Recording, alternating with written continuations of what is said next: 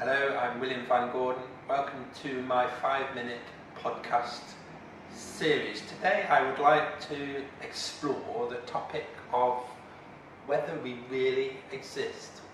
I'd actually like to conduct this discussion over 2 separate podcasts. And I would like to base the discussion on highlights from a paper I published in the American Psychological Association journal, Psychology of Religion and Spirituality, that explored the topic of emptiness, whether we're empty of an inherently existing self. There are lots of different lines of evidence or logical reasoning we can use or employ to investigate this topic or this question.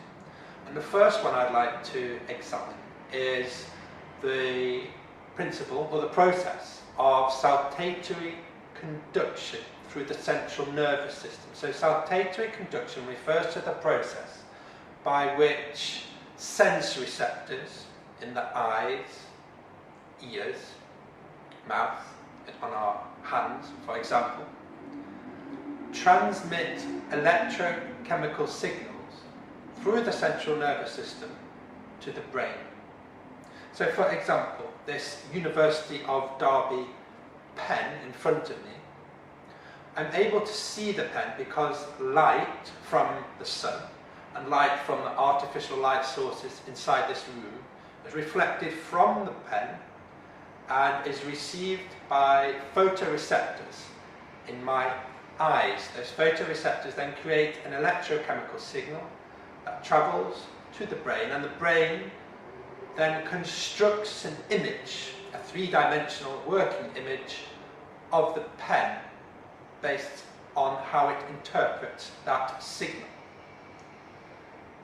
But the point is that I'm seeing the pen based on my mind's interpretation of electrochemical signals. I'm not seeing the pen directly.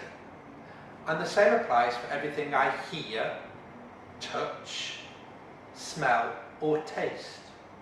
I'm living out life at the level of the mind.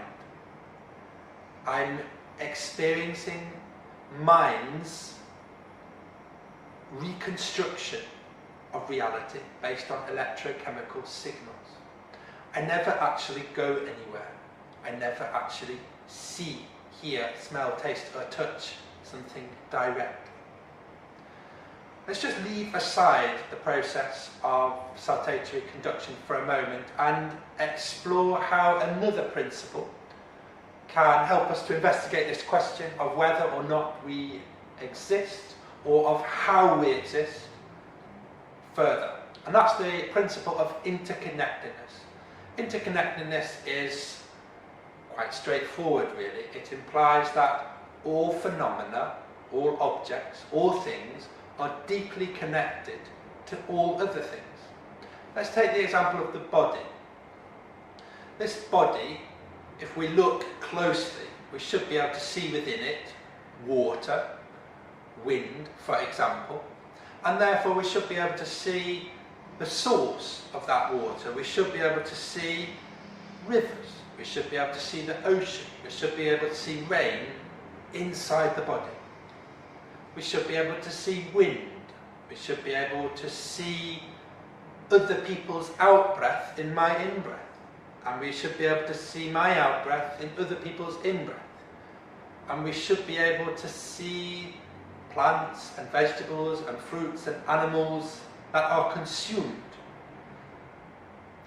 So in one thing exists all other things. The body is empty of an inherently existing self, yet it is full of all things. So in emptiness there is fullness, and in fullness there is emptiness.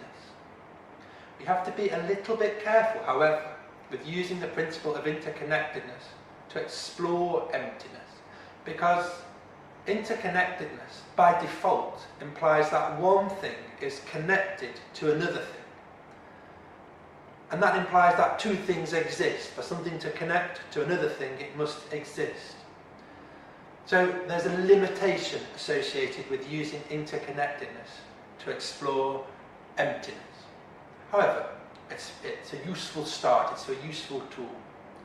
Okay, there are some other avenues I'd like to explore and other evidence I'd like to draw upon to investigate emptiness, but I'd like to do that in the next podcast. So please do come and join me for that if you can. Thank you for listening.